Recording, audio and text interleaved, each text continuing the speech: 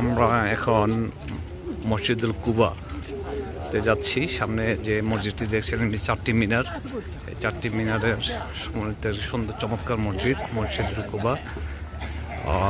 এখানে হযরত মুহাম্মদ সাল্লাল্লাহু আলাইহি ওয়াসাল্লাম মক্কা থেকে হিজরত করার পর প্রথম যে মসজিদটি নির্মাণ করেছিলেন সেটা হলো মসজিদে কুবা, মদিনায় এসে।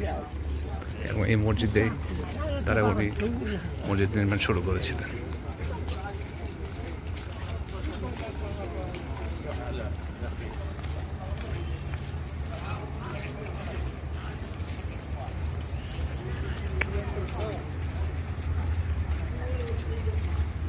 চারটি মিনার সমন্বিত চমৎকার একটি মসজিদ।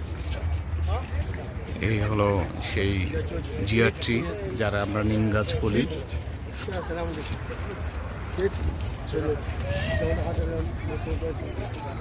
এটা হলো মসজিদে কুবার সামনের সৌন্দর্য দেখতে এরকম অনেক সুন্দর লাগে।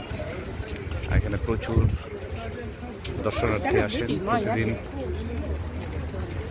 দেখার জন্য এবং 2 রাকাত নফল নামাজ পড়ার জন্য।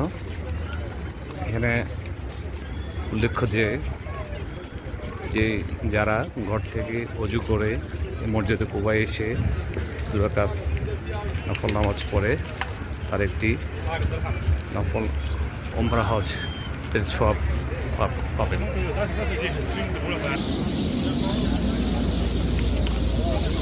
মসজিদে কুবার ভিতরে নামাজের চত্বর। আমরা এখন মূল মসজিদের ভিতরে ঢুকবো এবং 2 রাকাত নফল নামাজ পড়বো।